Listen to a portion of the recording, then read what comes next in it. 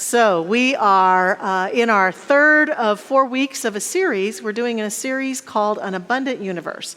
It's part of a tradition that we have here at Mile High Church to stop each May and to really focus in on building an abundant life, building an abundant consciousness, building an abundant sense of the true realities of life. And the abundant universe is the theme because we believe that our teaching teaches us that we live, move, and have our being and exist in the state of abundance. Now, we acknowledge we don't always feel that way. We don't always feel the flow of that abundance in our entire life. Sometimes there's portions of our lives or places where something's not flowing as abundantly as it flows elsewhere. But we believe that by working together and working on ourselves and expanding our awareness and looking at our stories and challenging our belief systems, that we can continue to build an abundant life, such that more and more of our experience is the natural sense of the flowingness of the divine through our lives in every part of the structure of our living. Our founder, Ernest Holmes, says to us, we need to stop denying the nature of the universe. It is good, harmonious. It is for us, not against us. It is not going to be to us tomorrow other than what it is to us today. If we have arrived at the point where we have complete confidence in its perfect action, in its ability to create, maintain, and sustain life within us today, to supply us with all our needs, then it is what it will do for us tomorrow and on into the future.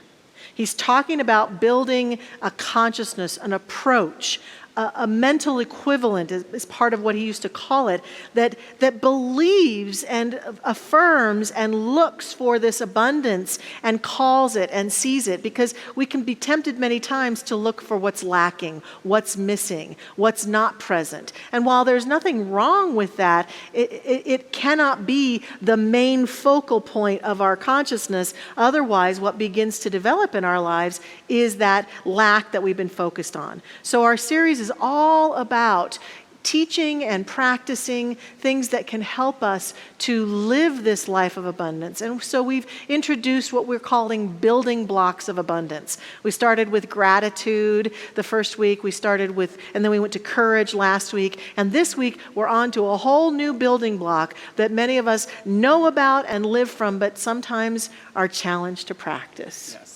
Mm-hmm. Good segue. Yes. and it's abundant generosity. Yes, it and is. I love that saying of Ernest Holmes that the universe is for us and not against us. But I would argue that that's only half the story.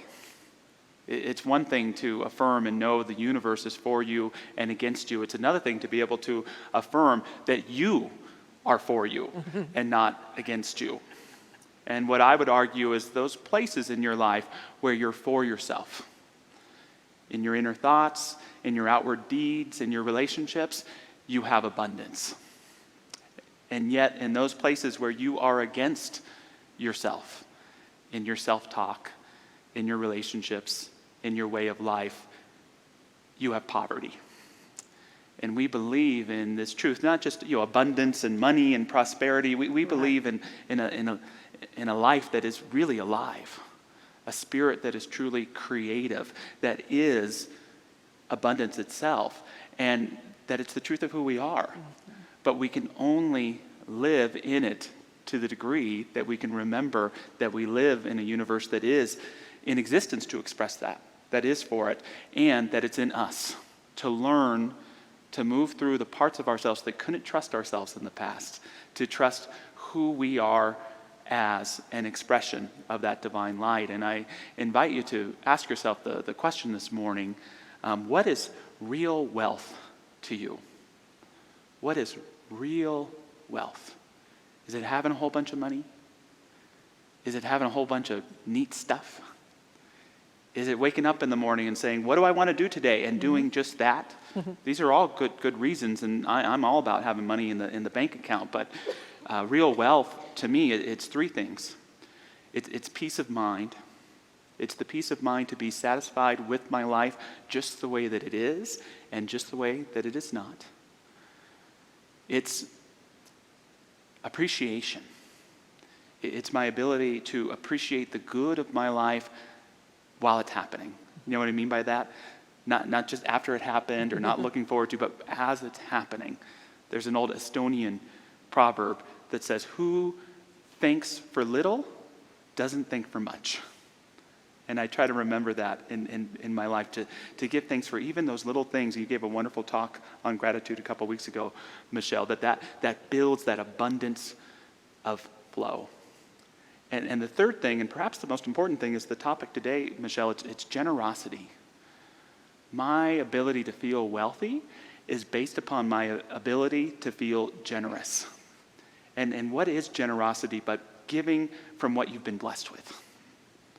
It's recognizing those blessings that have come in our lives and expressing them through generosity, through helping someone, through giving money to someone, through an act of kindness to someone, to giving time, period. I love Eric Butterworth in his classic Spiritual Economics when he says, if you're feeling broke, if you are broke or you're just feeling that way, the best thing to do is to give. Right. The best thing to do is to get back in that giving flow, whether it's giving financially, volunteering your time, a kind word to someone, just showing up to listen. And it reminds us that we have value because, if real wealth is peace of mind, appreciation, and generosity, real poverty to me is devaluing who you are. It's the failure to value who you are. It's the failure to value your life and the miracles that are around, and it's the failure to keep yourself out of that flow of good that is always calling for us to bring forth a greater amount of recognition that this life is joy, this life is love, this life does have a deeper meaning and purpose if we can cooperate with it. I love what you're saying there, because one of the things that really inspires me a lot of times is if I'm feeling any lack in my life around appreciation for something or even someone or a situation, I try to bring myself back into generosity. And sometimes I'm not as able to do that with my own life. I have to read stories of other people. And you and I brought a couple of really great stories, I think, today of people who were very generous. And so I search for stories about people who are generous with their time or generous with their money or generous with their kindness. I love, there's a kindness pandemic site on Facebook that I love reading those stories. And they inspire me and they uplift me and they remind me that being generous is something that we can do at any point, even when we're feeling that sense of poverty or lack or limitation. We can find our way back into our generous hearts because it's the true nature of who and what we are. And so we can find ways to be generous. And one of the fun stories that I read recently actually was in the Reader's Digest. An author named Lawrence Elliott talked about he calls it the Legion stories. Is that the word he uses? Stories are legion, he says, about Elvis Presley. I love Elvis Presley. And in fact, I told this story at the first service, and a number of people in the first service said they experienced Elvis's generosity because some of these stories happened right here in Denver at the Cadillac store there on 8th and Broadway, but Elvis was known for being an extremely generous person with his money and his energy and his life. And he died with very little money, and people thought that was bad, that was a horrible thing, and yet he believed that the good that we have, including our money, was meant to be circulated. So there are stories, for example, of Elvis going into a Cadillac showroom and seeing a young newlywed couple standing there just loving this Cadillac and saying to them, "So is this the Cadillac you love?" And them saying, "Yes." And him going and just buying it and giving it to them. And then a story about he was at a Cadillac place. He loved Cadillacs, right? Those of you know. And he was at a Cadillac store and he saw a young man out cleaning the Cadillacs, washing them. And it appeared as though that was the young man's job. And so Elvis went out to this young man and said to him, "Which of these Cadillacs do you think is the best?" And the young man pointed to a convertible. And so Elvis took the young man into the Cadillac store, found a salesman and said, "This young man recommended that convertible Cadillac. I'll take one for me and one for him, and I want him to get the commission on the sales." That wasn't all, though, because while he loved Cadillacs and he made it a habit to give people Cadillacs, apparently a lot of people don't know that every Christmas Elvis Presley gave $1,000 to 50 charities in the Memphis area. And he was known for, if there was a natural disaster in an area, a hurricane or a tornado that swept away someone's homes, he was well known for sending a temporary home in the form of a trailer or something to families who had lost their home in some experience on this planet. That he was generous and generous and generous because he just believed in circulating good. And a lady told me that one of the stories when he was here in Denver, she said he was really sick. He wasn't feeling very well, and she was there nearby, and he turned to her even when he wasn't feeling well and looked at her with great compassion and said, "How are you doing today?" That kind of generosity, from every level that we see, from the level of what I have, I share. What I have, I want to circulate. Whether it's my time, my money, everything we're talking about, my energy, my kindness. I think that generosity is the true nature of who we are because it's born out of the love we have for each other, the love we have for life. His Holiness the Dalai Lama says, the more you are motivated by love, the more fearless and free your action will be. And I think this is the true generous nature of us, that we simply are generous beings. And so a tool that we invite you to use this week is to consider asking yourself, how can I be more generous? And generosity puts us in receivership. That first week I talked about, of this series, I talked about we have to place ourselves squarely in receivership. And when we do that, then we can give from that overflow. We can give from that sense of the true nature of ourselves, and we can activate that generosity that is the true nature of who and what we are. And the more we activate it, the more it activates itself in the law of attraction and in our lives to bring back more and more good to us. So generosity is a powerful, powerful building block for an abundant life, for sure. I love it. I thought of so many bad Elvis jokes during that talk. Yeah, I bet you did. You ain't nothing but a generous hound dog as an affirmation. You could just totally change all his songs, yeah. We, kind of an Oprah giveaway. We got to get Barry on that blue right suede away. shoes under everyone's chair along with the peanut butter and banana sandwich to remind us. Right, I like it goes that. on and on. Yeah, but wow. I love that expression of generosity. You don't have to be a famous person. No, you don't do have not. to be a rich person to give generous. No. Maybe it's not going to be as elusive as buying a Cadillac, Right. But it can show up in little ways. And I love, some of you may have read in the news, a story that just came out a few weeks ago about two young women who met on a bus on the campus of Liberty University. And these are two young girls, students there, but had never met. Their names are Allie Cole and Ruby Wurzbicki. And one of them just had that simple bit of generosity to sit next to the other person and say, "Hello, what's your name?" And they got to talking and see that even that smallest act of generosity can open up to an experience of richness and abundance. And these two young women found that they had a lot in common. They learned that both were Chinese, and they learned that they had both been adopted from China. And for a young woman adopted from China, more than likely they're a victim of the one-child policy that ended a few years ago there. But at their time, what that meant is more than likely they were given up for adoption because the family couldn't have more than one child, or because the family had wanted a boy and they had a girl. And so there's that sadness, yet there's this connection to the roots of their orphanage because it's the only early life they ever knew. And what they found out is they happened to be from the same orphanage, which is pretty incredible. China's a pretty big place, lots of orphanages just like here. And so to connect in that way was pretty incredible. And so there are these two young women with this shared experience of loss and also of joy, meeting on the other side of the world. And because they were so connected at that time, they both had pictures on their phone, and it wasn't long before they started recognizing one another in their pictures. And when asked later about this, Ruby shared, "There are people I've talked to about this, and they've said, what a coincidence. But we think that this is 100% God. There's no way two people who were in the same orphanage in a different country can somehow end up at the same school at the same time and have it not be God."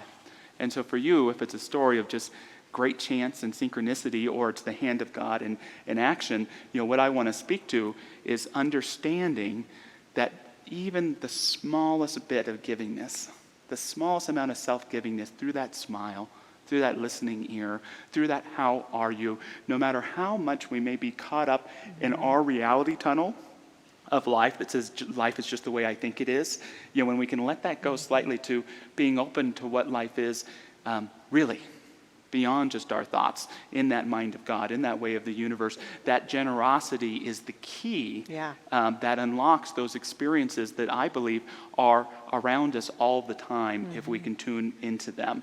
And so what does this have to do with giving money to the church or other people? That the idea is give to those people and places that you see doing God's work in the world, that you see expressing that abundance. And for me, my role for giving is simple. I give from what I've been blessed from.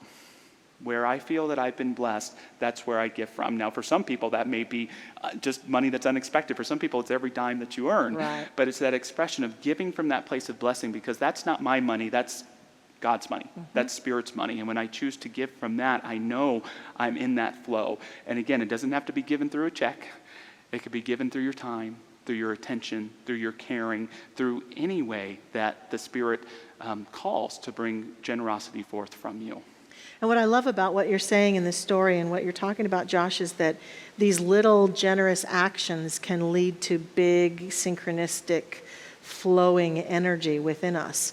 And I think that's so important for us to remember, to be in receivership of that flow of good. That for many of us, one of the mistakes that we're making with our generosity is we're pinching it off and we're trying to control it, and it's not so much that we're not being generous, but it's the how of how we're being generous. We're not opening ourselves up in those little ways throughout our everyday life in just a, hey, how are you doing? And how are you feeling? And I know you, and talking to people, and even just smiling at people and moving through our life and doing some kind act for people, helping and supporting people. And as well as we've mentioned money in this. And I know that when people, especially minister type people, start to talk about money, sometimes people get defensive. In the first week of this series, I talked about that hand that goes up to, that we say, I want more good, but not my. So if right now, as I say the word money, I'm a minister, and you can feel that spiritual hand going up, oh, they're talking about money, they're talking about the church and money. I want to really just say, just boldly and clearly, that number one, I believe that the source of this church is God. God is the source, and it's an expansive source. And yes, the gifts that people give us, that's part of what fuels this church and is part of the resource engine that keeps us going. It's also the service that people give, the ways that people, it's the prayers that people give.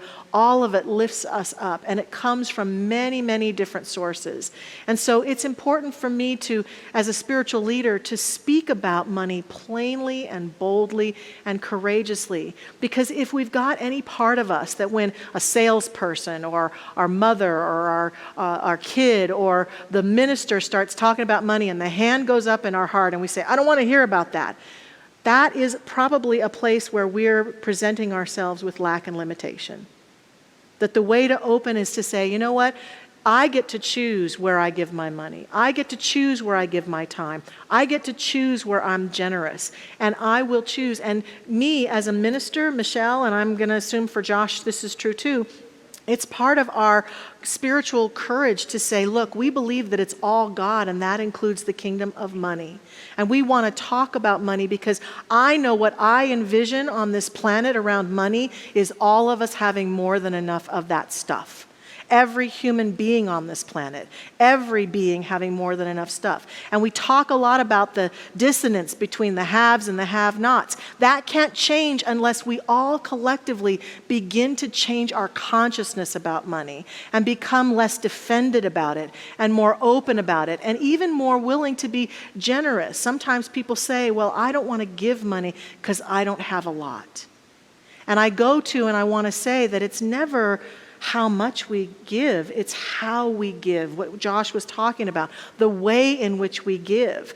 Years ago in my church, I've told the story many times of a Sunday when my little nephew was a little guy and his mother came to church, and my nephew insisted that he open his piggy bank, and he brought some money and he came up on stage, which is what the kids would do at the end of the service, and with his little sweaty palm, he gave me like 3 pennies for the offering. And I took that money and I blessed it and I put it in the offering basket. And after the service, I said, honey, why did you give me those 3 pennies? What caused you to give me some of your money? And he said, oh, Aunt Michelle, I just love our church and I want it to be here for me and all of these people. And so I wanted to be sure of that. And so I wanted to share my money. And I will tell you from my heart, that's one of the most touching financial gifts I've ever seen as a minister. 3 pennies given by a little boy.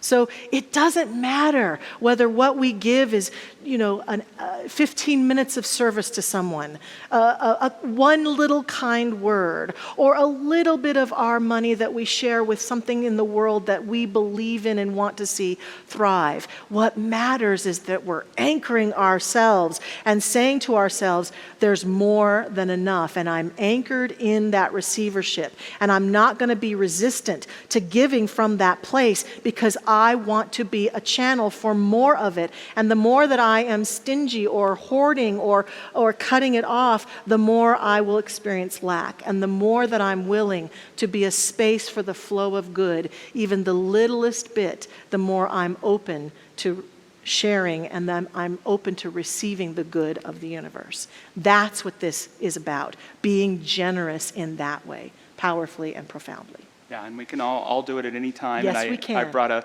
quote to share from authors Nicholas Kristof and Shailene Wood Dunn, who wrote a powerful book about 6 or 7 years ago called Half the Sky, where they argue that the greatest problem in the world is discrimination against women, and the greatest key to our future as a planet is the empowerment of women through education, equality, and more. And they talk a lot about service, about generosity, and I love what they share here. They say, sometimes there is a chance to make a difference in unexpected ways and places. Most of us encounter people in our daily lives who could use a hand, yet too often we don't reach out. Perhaps it's because we're embarrassed, we're running for a train or bus, we're grabbing groceries to make dinner, or we don't quite know what to offer. Perhaps we think contributions of one sort or another can't make a difference, but they can. Mm-hmm. And it's a reminder to me that real wealth and true generosity is doing whatever you can, wherever you can, whenever you can, because it allows you to be conscious of who you are, mm-hmm. of your unity with Source, of your connection with others, and it allows that little bit of magic, that little bit of the magic of the richness of life to be revealed through you in incredible ways. Incredible ways. So this week we challenge you to find ways, creative, unique, out-of-the-box ways to be generous. And I love what Byron Katy says to us, to be generous and nobody knows about it. That's an even greater challenge. If you want to do advanced generosity that no one knows about, anonymous generosity, and feel that feeling of the flow that happens through being generous. So let's pray together. We invite you into some time of prayerfulness right now. And as we breathe in and breathe out, we recognize that this very moment of breathing allows us to center ourselves fully on the generosity of the universe. For as we breathe in, we never doubt that there's air there for us. There's oxygen for us to breathe, and our bodies take it in, utilize it perfectly and beautifully to support and sustain us. And as we breathe out, that which we breathe out, that chemistry supports plant life on our beautiful planet, the green life that we love so much, the green plants and leaves that flourish because of the chemistry that we breathe out. In every moment of every day as we breathe in and breathe out, we are a part of the generosity of life. We are a part of the giving and the receiving and the giving. And so we gladly take our place in that space right here and right now and recognize that the infinite power and presence is giving unto each one of us continuously. Nothing has been left out. For we reside in the kingdom of heaven. We reside in the kingdom where all the good there is available to us. And we choose wisely. We choose in alignment with our own life and our own values and our own desires to live the life we choose to live, to be a person who is in alignment with the divine and to allow that flowing energy to happen through us. And we are a portal of good this day. We are a person of increase as we move about our planet, supporting and uplifting each other, allowing ourselves to be generous, to find ways to be a channel for that great good that God is as us, and to know that those ways bless us and bless all whom we give unto this day. And so with great joy and gladness, we surrender into the opportunity to embrace generosity, to be generosity, to feel how it is the essence of who and what we are. And I'm so grateful that this is the truth of each one of us. And affirm this week is a week of beautiful blessings from our generous hearts. And so I give thanks and let this go and let this be, surrendering this word into the law, knowing that it is done, it is so, and we say together, and so it is. Amen.